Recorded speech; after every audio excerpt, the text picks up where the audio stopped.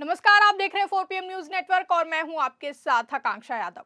दोस्तों, जब से केंद्र में प्रधानमंत्री नरेंद्र मोदी के नेतृत्व में तीसरी बार एनडीए की सरकार का गठन हुआ है, तब से एक पैटर्न उभर कर लगातार सामने आया है और वो पैटर्न है बार बार सरकार को अपने फैसलों पर बैकफुट पर आना पड़ रहा है। यानी मोदी सरकार का तीसरा कार्यकाल शुरू होने के बाद से लगातार ऐसे हालात बन रहे हैं जहां सरकार को विपक्ष के दबाव में अपने कदम पीछे खींचने पड़ रहे हैं। दरअसल संसद का शीतकालीन सत्र चल रहा है और इस सत्र के दौरान एक के बाद एक मुद्दों पर केंद्र सरकार को बैकफुट पर आते देखा जा रहा है। चाहे चंडीगढ़ प्रशासन पर केंद्र के कब्जे को लेकर लाया जाने वाला बिल हो या फिर एसआईआर प्रक्रिया पर संसद में होने वाली चर्चा, हर बार विपक्ष की मांगों के आगे सरकार को झुकना पड़ रहा है। चंडीगढ़ का बिल फिलहाल टल गया है और एसआईआर पर चर्चा की तारीखें भी तय कर दी गई हैं। यानी विपक्ष जो चाहता था, सरकार उसी रास्ते पर चलने को मजबूर दिख रही है। ये घटनाएं दिखाती हैं कि 2024 के लोकसभा चुनावों के बाद देश की राजनीति में एक महत्वपूर्ण बदलाव सामने आया है, जहां अब विपक्ष की आवाज को पहले की तुलना में ज्यादा गंभीरता से लिया जा रहा है।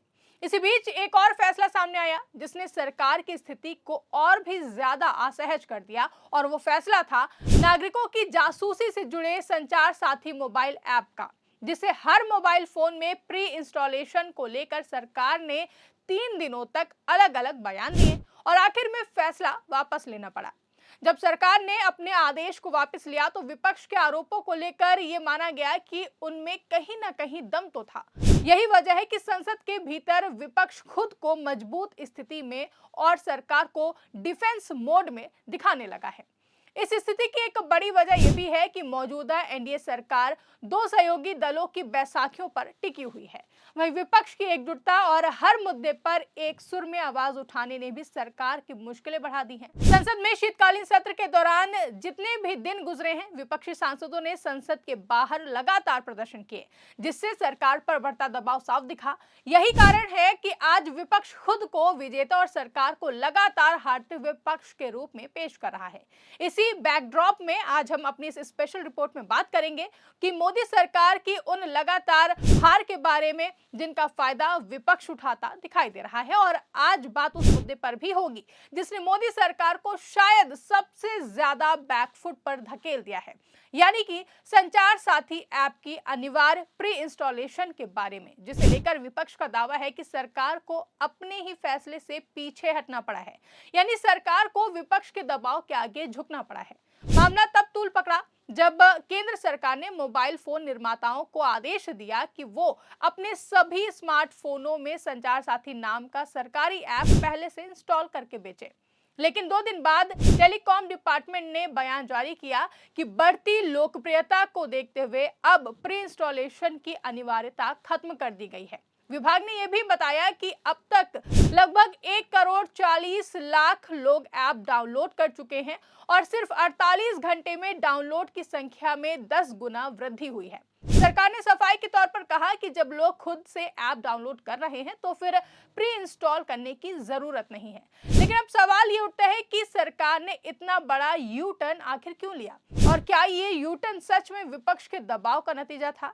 इसे हम रिपोर्ट के अगले हिस्से में समझेंगे विस्तार से, लेकिन पहले जानते हैं कि विवाद शुरू कैसे हुआ। तो 28 नवंबर को दूरसंचार विभाग ने मोबाइल निर्माताओं को आदेश जारी किया था कि भारत में बिकने वाले सभी नए मोबाइल फोनों में संचार साथी ऐप को अनिवार्य रूप से प्री इंस्टॉल किया जाए। इतना ही नहीं, पुराने फोनों पर भी सॉफ्टवेयर अपडेट के जरिए ये ऐप भेजा जाना था और उसे ना तो डिलीट किया जा सकता था ना फिर डिसेबल। 1 दिसंबर को जब ये नोटिफिकेशन सार्वजनिक हुआ तो विपक्ष ने इस मुद्दे को जासूसी का प्रयास बताते हुए रसातल पर ला दिया। Congress, Shiv Sena, UBT, Samajwadi Party, TMC और लगभग हर विपक्षी दल ने सरकार पर गंभीर आरोप लगाए।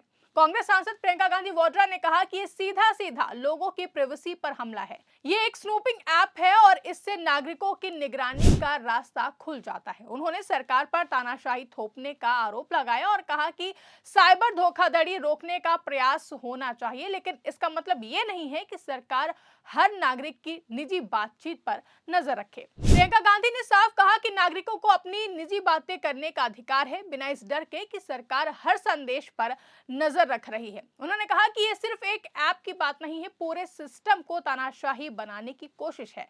प्रियंका गांधी की ये प्रतिक्रिया विपक्ष के तेवरों को और भी ज्यादा आक्रामक बना गई। विवाद बढ़ता देख केंद्रीय संचार मंत्री ज्योतिरादित्य सिंधिया ने लोकसभा में सफाई दी। सिंधिया ने कहा कि ये ऐप ना तो जासूसी करता है, ना ही जासूसी के लिए बनाया गया है। उनका कहना था कि मंत्रालय ने लोगों के फीडबैक को देखते हुए आदेश में बदलाव किया है।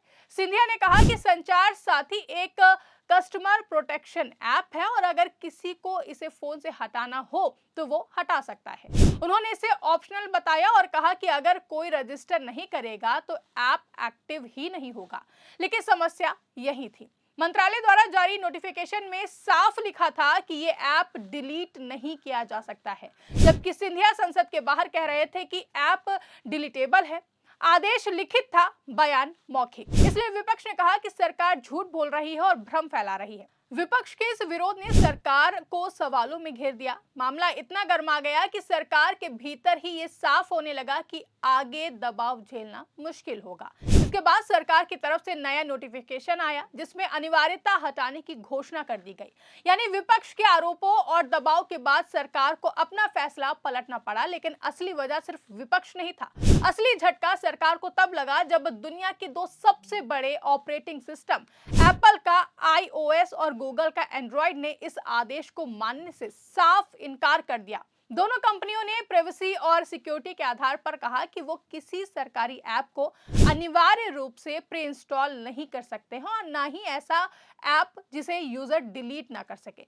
इसका सीधा मतलब ये था कि सरकार का आदेश तकनीकी रूप से भी लागू नहीं हो सकता था। जब सबसे बड़ी कंपनियों ने ही मना कर दिया तो सरकार के पास पीछे हटने के अलावा कोई विकल्प ही नहीं बचा। इस तरह सरकार का ये फैसला न सिर्फ विपक्ष की एक बड़ी जीत बन गया, बल्कि ये संदेश भी गया कि सरकार अपने ही आदेश पर टिक नहीं सकी है। विपक्ष ने इसे मुद्दा बनाकर कहा कि सरकार स्वीकार कर रही है कि उसका फैसला गलत था और ये ऐप वास्तव में निगरानी का हथियार बन सकता था। दूसरी ओर सरकार ने इसे जनता के फीडबैक के आधार पर लिया निर्णय बताया।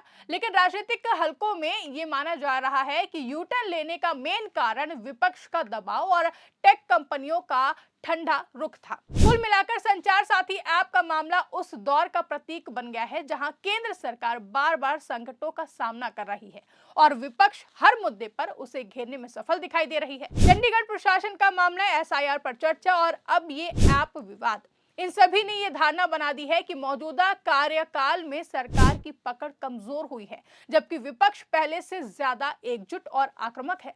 संसद के शीतकालीन सत्र में विपक्ष की एकजुटता और लगातार विरोध प्रदर्शनों ने ये साफ कर दिया है कि आने वाले दिनों में सरकार के लिए स्थिति और भी ज्यादा कठिन हो सकती है।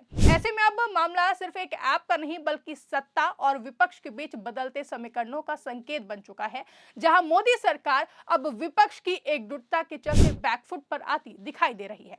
फिलहाल के लिए इस रिपोर्ट में बस इतना ही। इस पूरे मामले पर, इस पूरी रिपोर्ट पर आपके क्या कुछ विचार है, कमेंट करके अपनी राय हमें जरूर बताएं। साथ ही साथ अगर वीडियो पसंद आई हो तो वीडियो को ज्यादा से ज्यादा लाइक और शेयर करना ना भूलें। चैनल पर नए हैं तो चैनल को सब्सक्राइब कर लें और देखते रहिए 4PM न्यूज नेटवर्क।